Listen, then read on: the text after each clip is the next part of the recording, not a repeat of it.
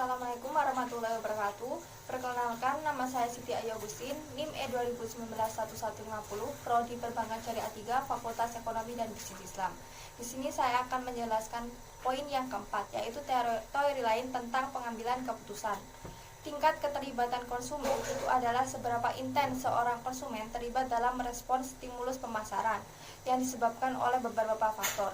Di antaranya itu, yang pertama, menurut tingkat elaborasi yang menjelaskan bagaimana konsumen membuat evaluasi baik untuk situasi keterlibatan yang rendah ataupun tinggi. Jadi itu misalnya seperti keputusan ibu untuk membeli garam atau keputusan ayah untuk membeli laptop. Yang kedua itu strategi pemasaran produk dengan keterlibatan rendah. Strategi pemasaran untuk produk dengan keterlibatan rendah itu ada 3. Yang pertama itu kaitkan produk dengan isu relevan. Misalnya ini menjual garam dikaitkan dengan isu penyakit gondok karena kurang yodium. Yang kedua itu hubungkan produk dengan situasi bersifat personal. Jadi contohnya itu misalnya menjual jus buah dikaitkan dengan upaya awet muda dan sehat.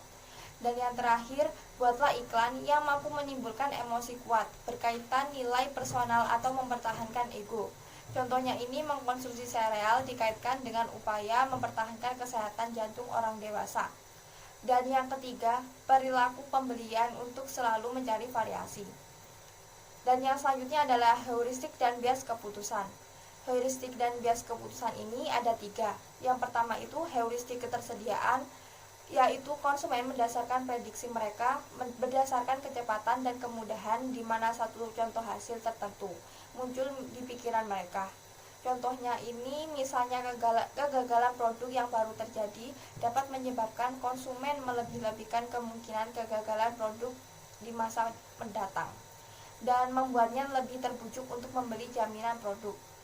Dan yang kedua, heuristik representatif, yaitu konsumen mendasarkan prediksi mereka atas presentatif atau semirip apa suatu hasil dengan contoh lain.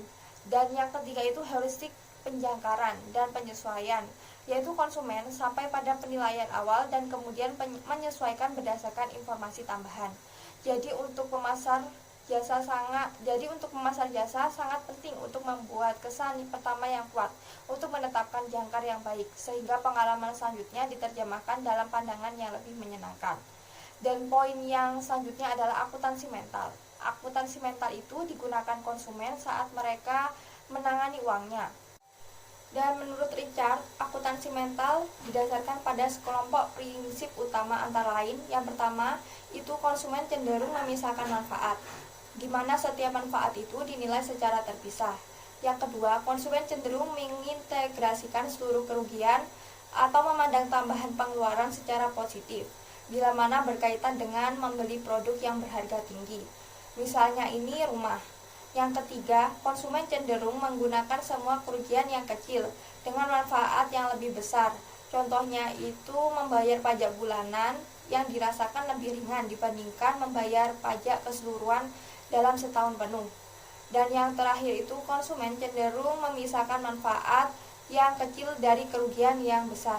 Misalnya memperoleh potongan harga yang tinggi sekaligus pada saat membeli sebuah mobil. Mungkin itu saja dari saya. Sekian, wassalamualaikum warahmatullahi wabarakatuh.